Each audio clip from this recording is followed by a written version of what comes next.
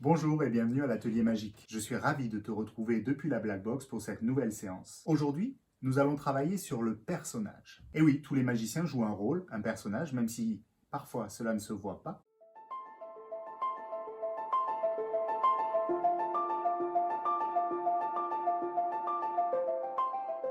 Et il est important que tu définisses le tien pour susciter l'attention de ton public. Cette séance va te permettre de construire ton personnage dans l'optique de présenter ton tour de magie, ton numéro, devant un public.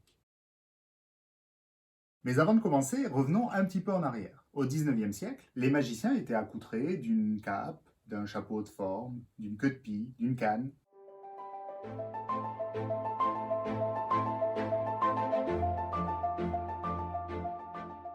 Aujourd'hui, il n'est plus question de se vêtir comme ça, car la magie a lieu partout, n'importe quand. Il n'est pas rare de la voir sur Internet, il n'est pas rare de la voir dans une salle de spectacle, à l'école, dans la rue. Mais tous les magiciens jouent un rôle. Actuellement, je suis en train de jouer un rôle. Nous allons définir le tien. Pour ma part, deux grands hommes, deux magiciens, ont guidé mon inspiration pour construire mon personnage. Shining Pollock et Lance Burton plus récemment.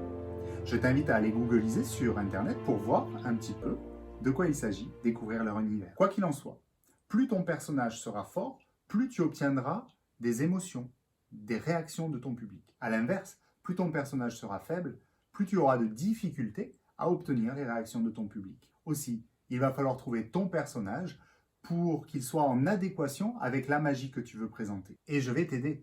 Voici quelques pistes pour construire ton personnage. Imagine un personnage qui te plaît. Un personnage avec lequel tu es à l'aise. Parce qu'il va falloir que tu le joues et que tu le joues pendant toute la durée de ton numéro, de ton tour de magie. Ceci est très important. Ce peut être un personnage qui te ressemble, un peu plus stylisé, un peu plus maniéré, un peu plus caricaturé. Mais ce peut être aussi un personnage complètement imaginaire. Attention, il est toutefois plus compliqué de jouer un personnage complètement imaginaire. Souvent, un acteur, un comédien, tire de ses qualités, de ses défauts, les qualités et les défauts de son personnage. En effet, il prend ses qualités, ses défauts, il les étire, il les déforme, et cela donne les qualités, les défauts du personnage. En tout cas, la création d'un personnage se fait par étapes, et je te propose de faire ça maintenant. C'est le moment de prendre ton cahier, ton crayon, tu vas réfléchir. Attention, c'est parti.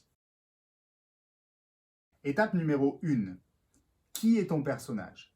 Je veux dire, psychologiquement. Tu vas devoir répondre à tout un tas de questions pour connaître mieux ton personnage. Qui est-il? Comment s'appelle-t-il? Où vit-il? Dans quel contexte vit-il? À quelle époque? Quelles sont ses émotions? Est-ce qu'il vit aujourd'hui? Est-ce qu'il vit demain? Est-ce qu'il vivait hier? Est-ce qu'il est réel? Est-ce qu'il est irréel? Est-ce qu'il fait partie de notre monde? Est-ce qu'il fait partie d'un autre monde? Quel est son moteur? Y a-t-il une urgence? Pourquoi veut-il faire ce qu'il doit faire maintenant? C'est vraiment pas évident.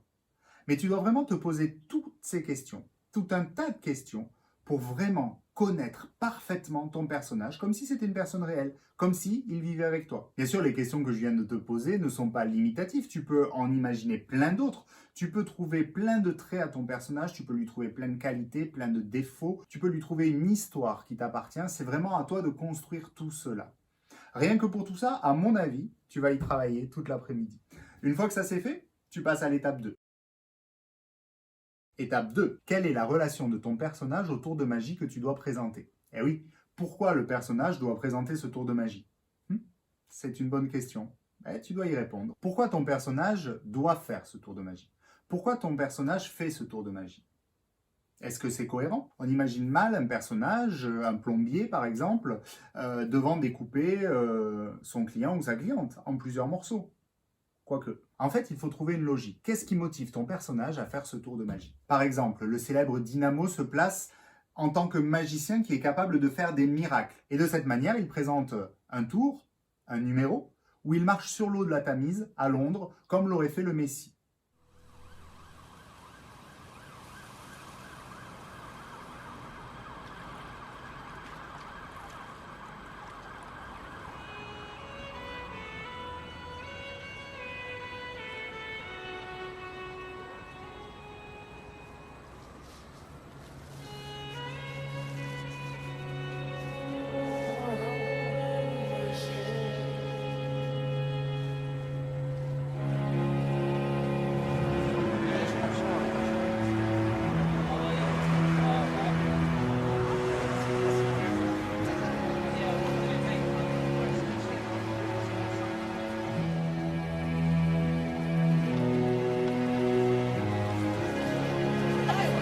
walking on water. What's going on? Guy walking on the water. There.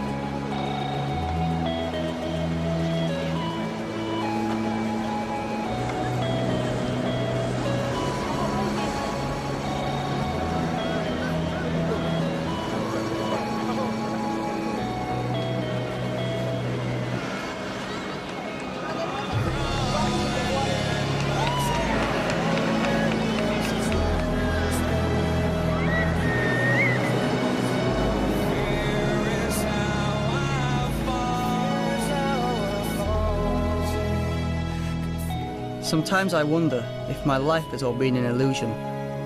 But if there's one thing I've learned, it's that reality is only what you make it. There's something inside me that pulls beneath the surface, consuming, confusing. This lack of self-control I feel is never ending. Controlling, I can't seem to find myself again. My walls are closing in. Without a sense of confidence, I'm convinced that there's just too much pressure to take. I felt this way before, so insecure. Without a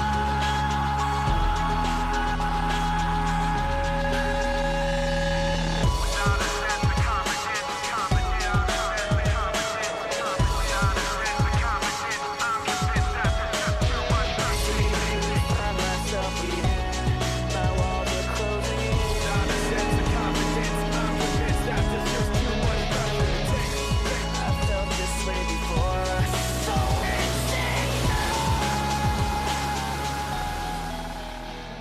Regarde Le Prestige de Christopher Nolan, avec Hugh Jackman et Christian Bale, et tu verras que les personnages de Robert Angier et d'Alfred Borden ont tous les deux une motivation bien particulière, celle d'être le meilleur magicien du monde. C'est fait? Passe à l'étape 3.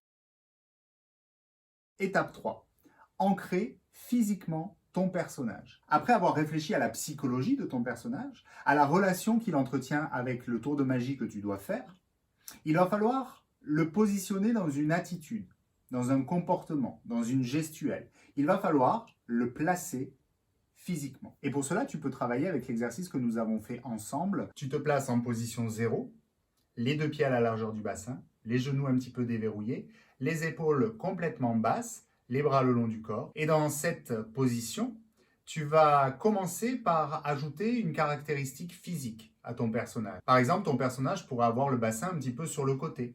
Ou bien il pourra avoir une deuxième caractéristique physique, un coude toujours bloqué dans cette position. Ton personnage peut aussi avoir la mine renfrognée. Il peut avoir un sourcil qui est levé.